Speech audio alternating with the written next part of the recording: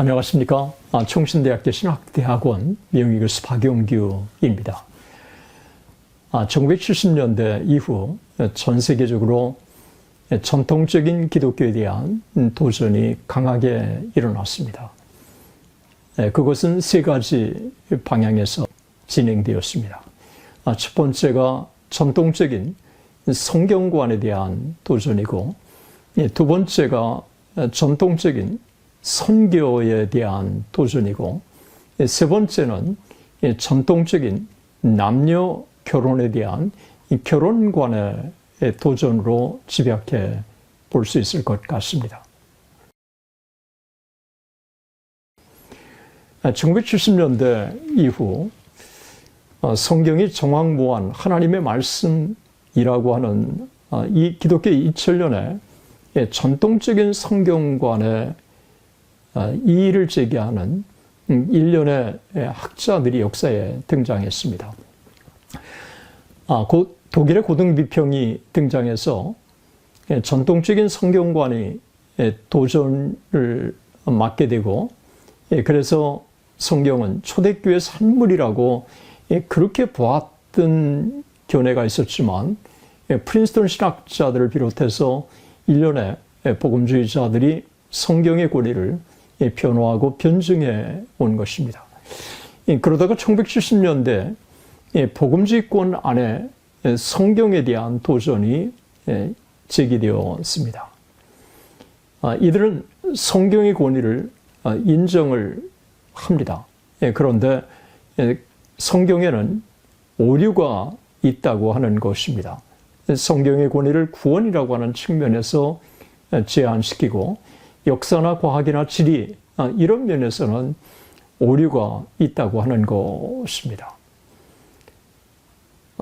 오류가 있는 인간이 어떻게 오류가 없는 성경을 그렇게 기술할 수 있겠느냐라고 하는 게 이들이 주장하는 핵심 주장이라고 할 수 있습니다.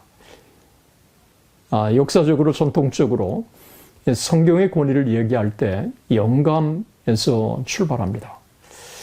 인간은 오류가 있고 불완전합니다. 그렇지만 성령께서 영감으로 보호하셔서 인간 저자로 하여금 오류가 없도록 기록하게 하셨다고 하는 게 바로 성경과 역사적 기독교가 변호하는 성경관이라고 할 수 있습니다. 그런데 1970년대 이후 대표적인 성경의 권위를 구원이라고 하는 측면에서 제한시키려고 하는 일련의 대표적인 인물을 꼽는다면, 찰스 풀러의 아들이고 풀러 신학교의 학감이었던 다니엘 풀러, 그리고 그 학교의 역사신학 교수였던 잭 라저스 같은 인물을 들 수 있습니다. 이들은 성경의 권위를 인정한다고 하지만 성경의 권위를 구원이라고 하는 측면에서 제한을 시키고, 그리고 성경에는 오류가 있다고 하는 것입니다. 의도적인 오류는 없지만 의도적이지 않는 오류는 있다고 본 것입니다. 구원이라고 하는 측면에서 성경은 권위가 있지만 역사나 지리나 과학이나 이런 측면에서 있어서는 오류가 있다고 하는 주장이 이들의 주장이라고 할 수 있습니다. 여기에 대해서 제 지도교수인 존 디 우드브리지 교수님은 잭 라저스의 견해에 대해서 비판하는 책을 존들반에서 출간을 했습니다.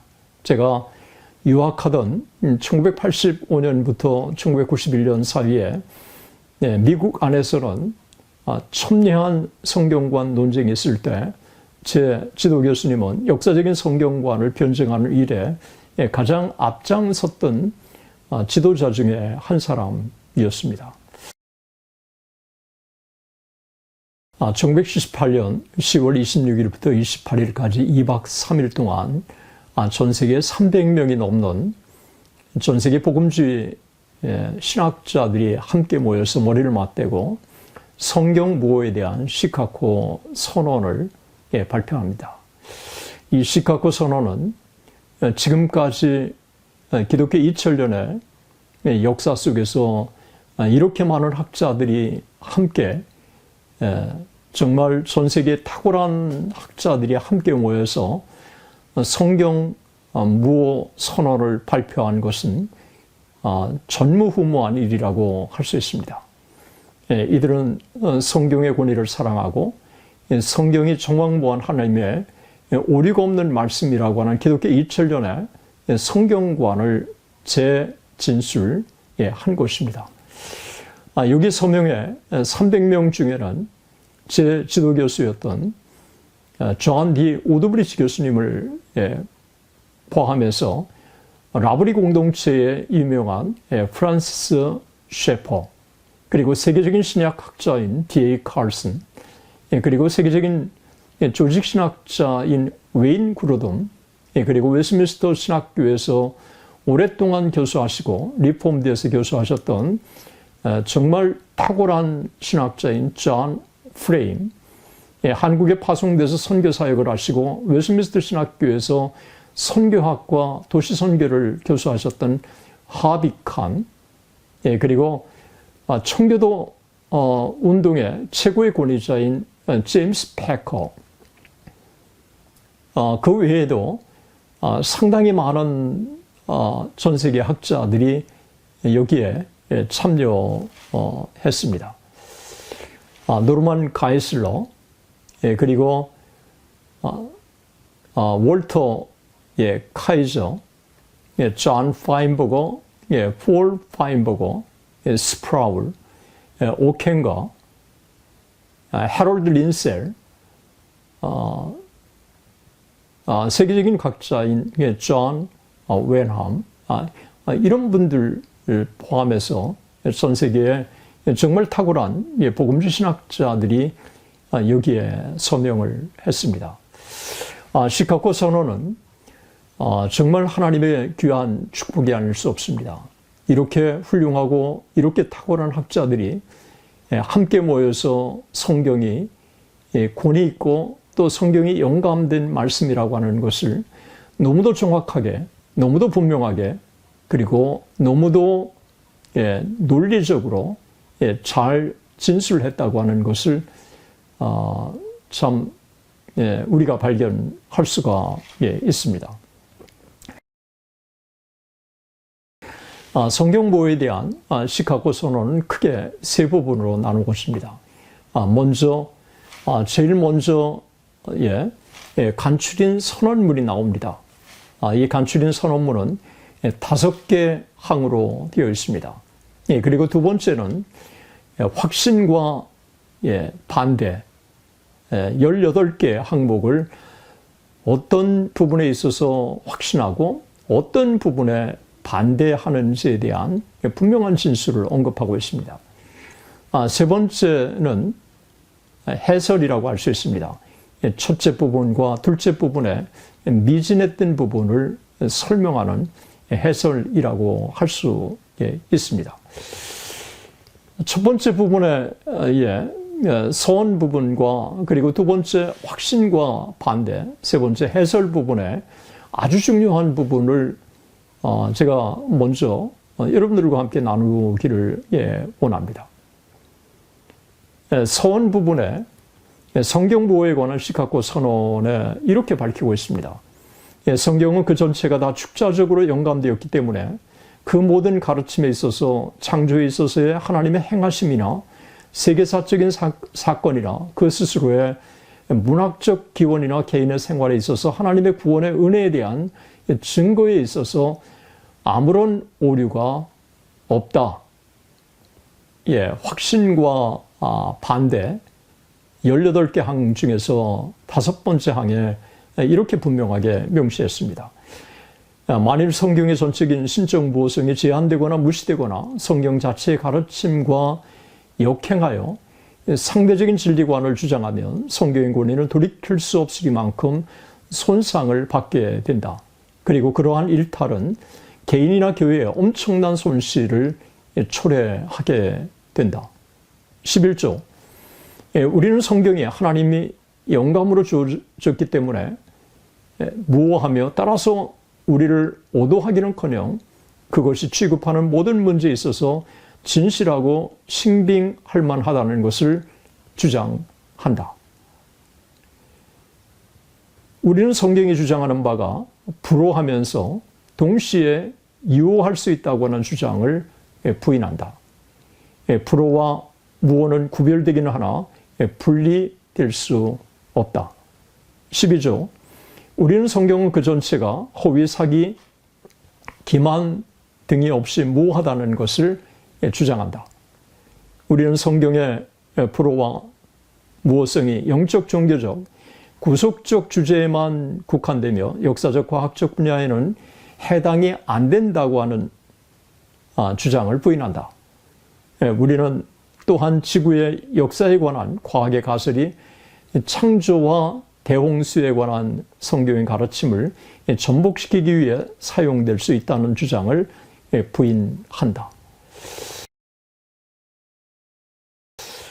인류 역사상 성경의 영감과 권위, 성경의 모성을 이렇게 훌륭하게 진술한 성경관 진술은 제가 본 적이 없습니다.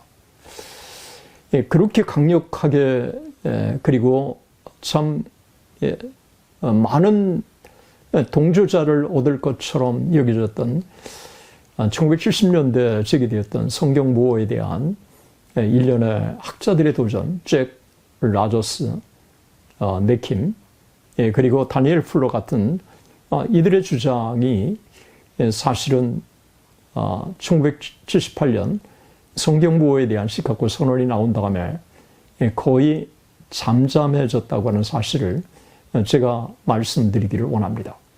그리고 전 세계에 이렇게 탁월한 학자들이 성경 무어에 대한 분명한 확신을 천명했다고 하는 것은 제가 볼 때 초대교회 니케아 회의나 콘스탄티노플 회의나 에베소 회의나 칼케톤 회의 못지않게 너무도 훌륭한 역사적인 진술이 될 것이라고 그렇게 생각을 합니다. 저는 개인적으로 제가 존경하는 여러 교수님들, 또 제가 직접 배운 교수님들이 여기에 서명했다고 하는 사실에 저는 자부심을 갖고 있고 또 하나님께 감사하고 있습니다. 그리고 하비칸 선교사님도 여기에 서명했다는 사실을 제가 확인하고 참 깜짝 놀랐습니다. 여기에 서명했던 서명자 300명에 관한 자료를 누가 서명했는지 입수했습니다. 이 영상과 함께 서명자 전체를 제가 공개하도록 그렇게 하겠습니다.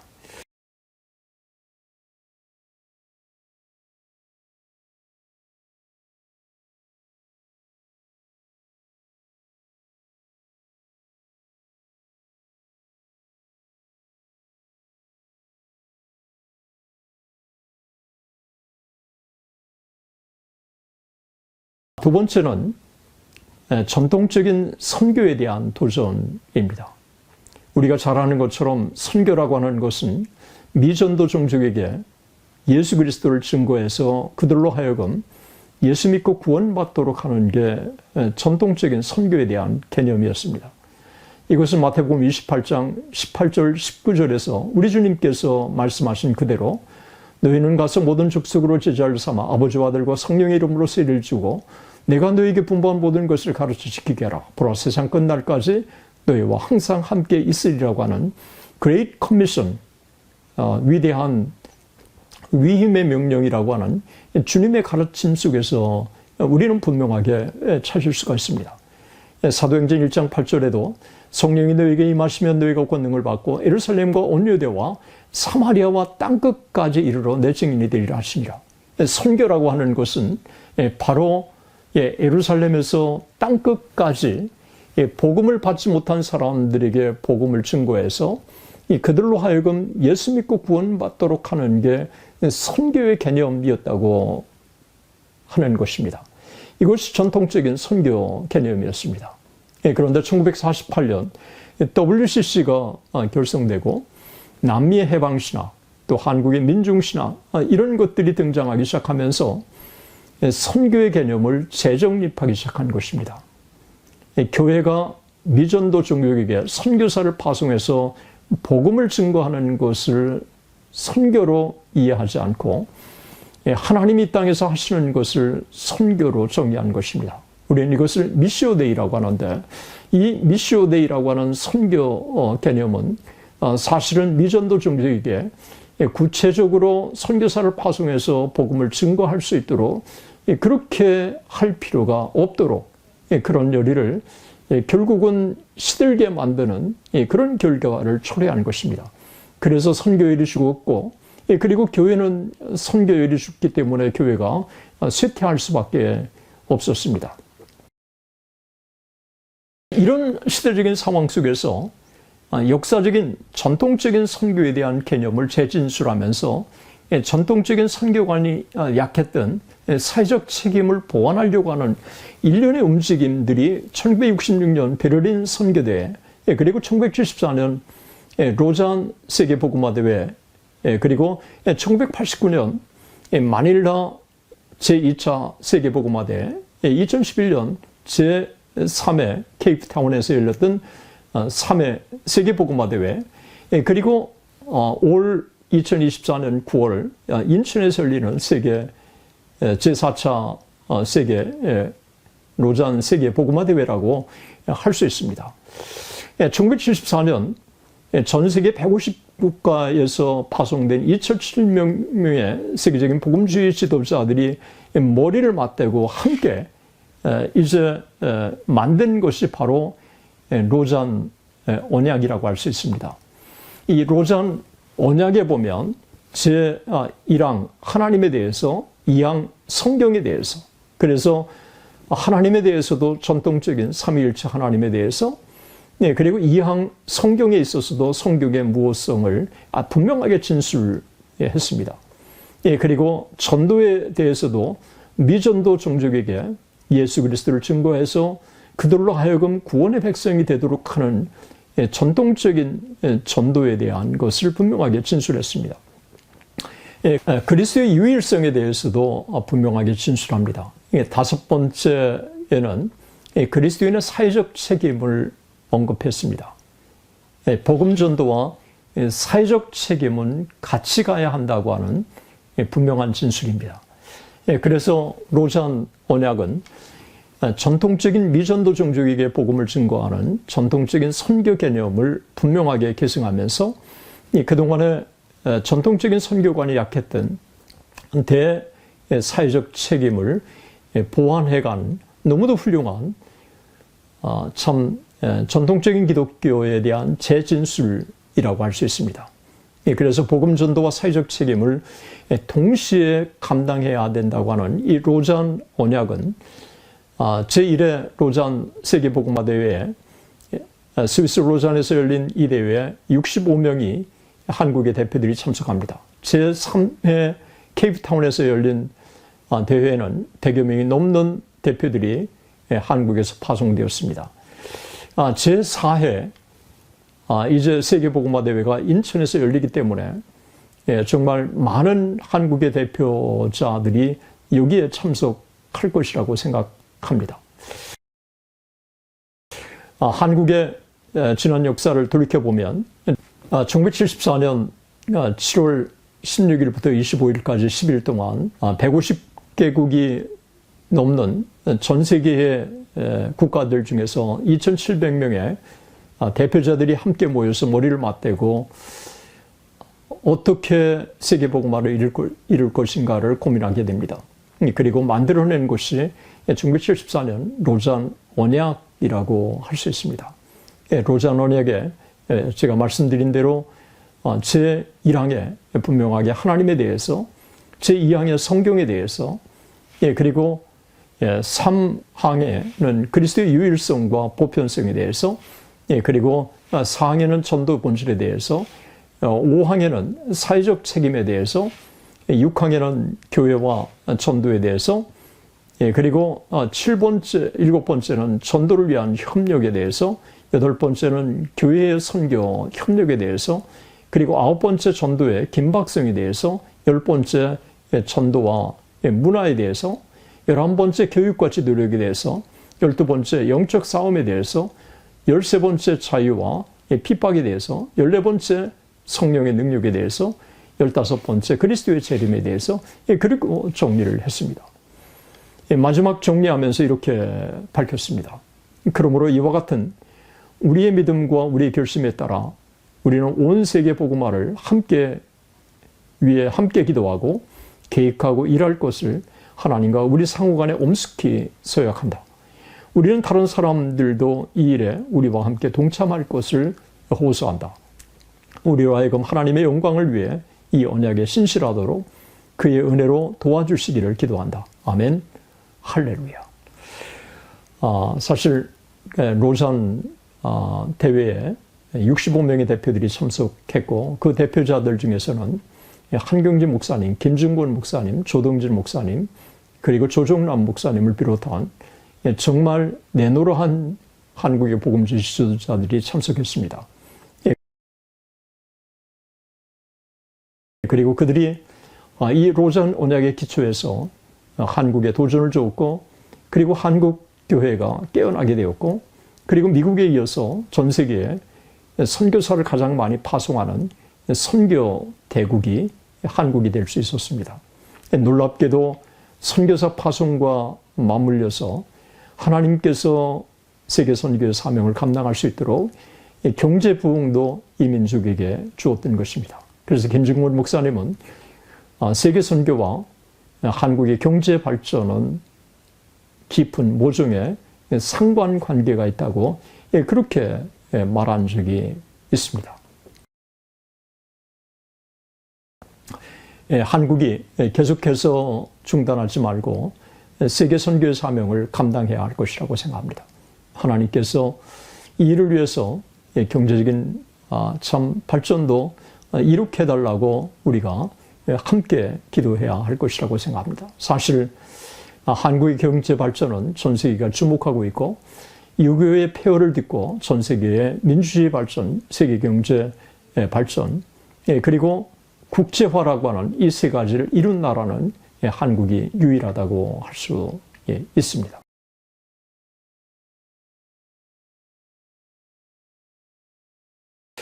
세 번째는 전통적인 결혼관에 대한 도전이었습니다. 전통적인 결혼관은 한 남자와 한 여자의 결혼이었습니다. 이것은 창세기에 분명하게 창조 질서이기도 한 것입니다. 하나님이 아담을 지으시고 그 갈비뼈로 하와를 지으시고, 그리고 이 둘이 한 몸이 되게 하셔서 생육하고 번성하라고 그렇게 축복하셨습니다. 사실 아담과 하와의 지음, 그리고 둘의 결혼, 그리고 생육하고 번성하라고 하는 이 문화적 명령, 그것은 예수 그리스도 이 땅의 하나님의 인류를 향한 지상의 명령이라고 할 수 있습니다.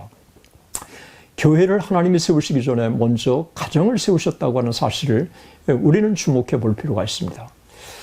이런 한 남자와 한 여자의 결혼, 이런 결혼이 성경이 가르치는 결혼이고, 그리고 인류가 보편적으로 받아들이는 결혼관이라고 할 수 있습니다. 물론 성경이 우리에게 증거하는 것처럼, 소돔 고모라가 증거하는 것처럼 동성애의 역사는 오랜 역사를 지니고 있습니다. 로마서에서 바울도 분명하게 남자가 남자로 더불어 여자가 여자로 더불어 음욕에 불일 듯하다고 분명하게 밝히고 있는 것을 보면 동성애의 역사가 오랜 역사를 지닌 것을 우리는 알 수 있습니다. 그런데 동성애는 주류는 아니었습니다. 그리고 이 동성애에 대해서 공식적으로 그 사회가 인정해 주지도 않았습니다. 그런데 1970년대 이후에 엄청난 변화가 전 세계적으로 일기 시작한 것입니다. 2003년 미국에서 매사추세츠에서 동성결혼이 합법화된 이후에 2015년까지 미국 51개 중에서 38개 주가 동성결혼을 합법화했습니다. 그리고 2014년에는 항소 법원이 남녀 결혼으로 국한시킨 것은 위헌이라고 결정했고, 최종적으로 2015년 6월 26일 대법원에서 남녀 결혼으로 한정하는 것은 위헌이라고 공식적으로 결정을 내리게 되었습니다. 그리고 동성 결혼을 합법적으로 인정하는 주에서 결혼하고 공증을 받은 결혼증명서는 미국 전역에서 인정해줘야 된다고 하는 결정을 내립니다. 그러므로 말미암아 미국 전역에 동성 결혼이 합법화되게 된 것입니다. 바로 그해 2015년 2월 26일 한국에서도 헌법재판소에서 간통죄가 위헌이라고 결정했습니다.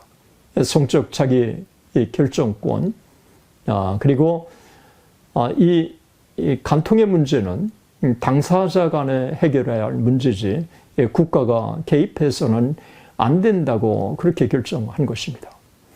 2015년 2월 26일 동성애 결정된 이후에 조선일보에서 10년 동안 어떤 변화가 있는가를 기사화한 것을 며칠 전에 읽어본 적이 있습니다. 충격적이게도 결혼한 부부가 불륜을 21%가 했다고 했는데 10%가 증가해서 지금은 31%가 부부가 불륜을 범했다고 그렇게 응답을 했다고 하는 것입니다. 간통죄 폐지가 신성한 결혼을 파괴하고 있는 것은 너무 분명하다고 하는 것입니다. 부부의 성윤리가 지켜질 때, 성이 부부간에 아름답고 그리고 질서 속에 윤리적으로 지켜질 때 성은 아름다운 것이고, 그리고 그 아름다운 관계 속에서 자녀를 교육하고 그리고 훌륭한 자녀로 만들고 싶은 것이고, 그럴 때 인류가 번창하고 하나님의 축복을 받는 것은 당연한 것입니다. 부부가 동성애에 있을 경우 자녀를 생산할 수 없습니다. 그리고 결국은 성경적인 결혼관을 파괴하는 것이고, 그것은 결국은 가정 파괴로 이어질 수밖에 없다고 하는 사실을 우리는 부인할 수가 없습니다. 이런 동성 결혼의 사상적인 문화적인 배경 이면에 우리는 주목하는 것이 있습니다. 바로 고등비평으로 인한 성경의 권위에 대한 파괴, 그리고 마르크스주의의 등장으로 말미암아 유물론적인 사고의 지배, 그리고 다윈주의의 등장으로 말미암아 창조론의 파괴, 결국은 이런 것들이 동성애 문화의 중요한 사상적인 배경을 형성하고 있다는 것입니다. 오랫동안 마르크스주의자들은 동성애 탄압을 반대해 왔습니다. 그리고 마르크스 주의의 변형이라고 할 수 있는 문화적 마르크스주의, 그리고 현대의 마르크스주의자들은 인권을 앞세우고, 그리고 또 성소수자에 대해서 권익보호를 앞세우고, 이런 것들이 오늘날 동성애 문화를 조장하는 일련의 시대적 흐름을 형성하고 있다고 하는 사실을 우리는 주목해 볼 필요가 있습니다.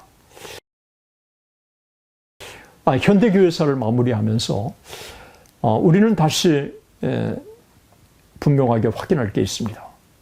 성경이 정황무한 하나님의 영감된 말씀이라고 하는 확신, 바로 1978년 인류 역사상 전무후무한 300명이 넘는 세계적인 학자들이 성경의 권위를 천명했다고 하는 사실을 우리는 자랑스럽게 받아들여야 되고, 이 성경부 시카고 선언을 우리는 액면 그대로 받아들여야 할 것이라고 생각합니다. 저는 성경의 권위를 변호하고 또 변증할 때 기독교는 살아 역사한다고 생각을 합니다. 두 번째는 전통적인 선교에 대한 분명한 확신.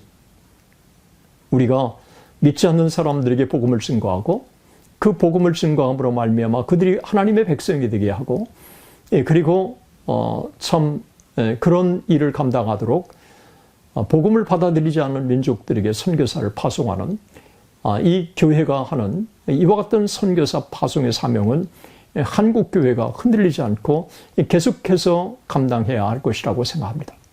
그리고 현대 성경이 가르치고 있는 전통적인 남자와 여자의 결혼 이것들을 파괴하는 동성애 운동 그리고 동성 결혼 운동에 대해서는 어떠한 일이 있어도 우리는 받아들여서는 안 될 거라고 생각합니다.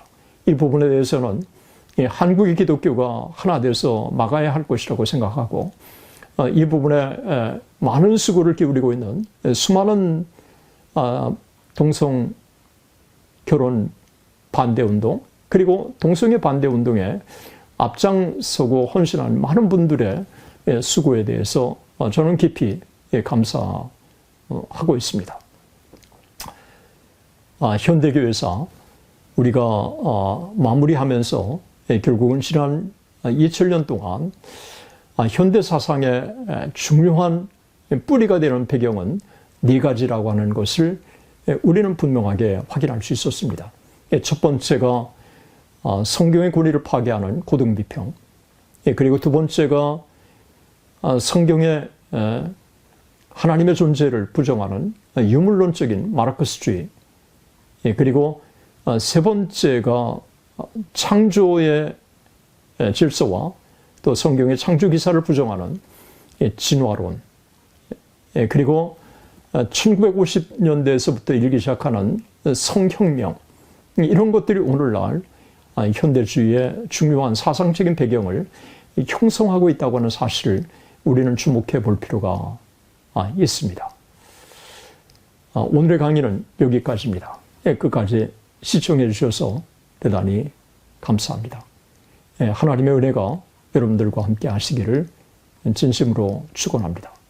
다음 시간에 현대교회사 마지막 결론을 맺도록 하겠습니다. 많은 시청과 그리고 구독 진심으로 감사드리며 다시 한번 제가 더 좋은 영상으로 여러분들에게 보답해 드릴 것을 약속합니다. 대단히 감사합니다.